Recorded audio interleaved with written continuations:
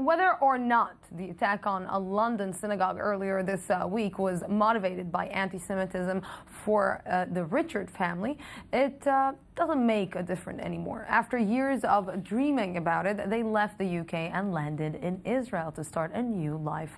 Thought anti-Semitism wasn't the reason for their living. They have clear views on the sharp rise of extremist sentiment. Shachar Peled has more. The atmosphere in the arrivals hall of Ben Gurion Airport was one excited anticipation, and it eventually exploded into song, dance and laughter.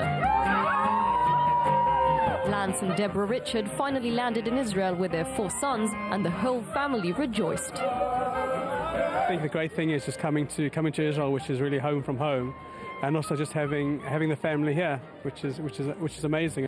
Leaving behind their suburban house in Hertfordshire on the outskirts of London was actually a relatively easy decision for the Richards. It's always been a dream for me to live in Israel, I think. But yeah, I think I'm the proverbial wandering Jew. So going from South Africa to the UK, and then, as Deborah said, the opportunity finally came to move to Israel. Lance and Deborah moved to Israel because of a job opportunity and to be close to family. But in recent months, Jewish families have been considering to leave the UK because of the rise in anti-Semitism. Daniel Finkelstein, Deborah's brother, recalls feeling uncomfortable in Manchester. Certainly there was a feeling of being scared on the bus, being scared on the street, even though nothing much happened.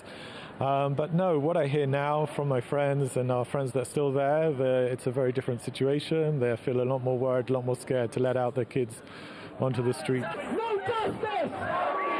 Fueled by the conflict in Israel and Gaza, 1,168 anti-Semitic incidents were reported in the UK during 2014, more than double than in 2013, and the highest annual total since records began. It was really shocking how the anti-Israel, anti-Jewish sentiment came out at that time in terms of all these mass protests and groups like that. What did you feel over the summer back in I wanted to be here. Yeah. That was the start. We came just at the very end. I think my brother's in the army. He's a tank mechanic. It was horrible. It was horrible being there. Unfortunately, there's always going to be some form of anti-Semitism. And it just takes, unfortunately, a Gaza war, something of that nature, to just bring that to the fore.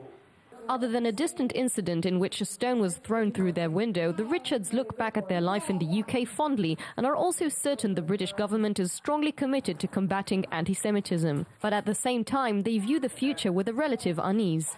I think what's happening in Europe is really concerning, especially what's happening in France. One has to think, unfortunately, it's just a matter of time until something catastrophic like that happens in the UK.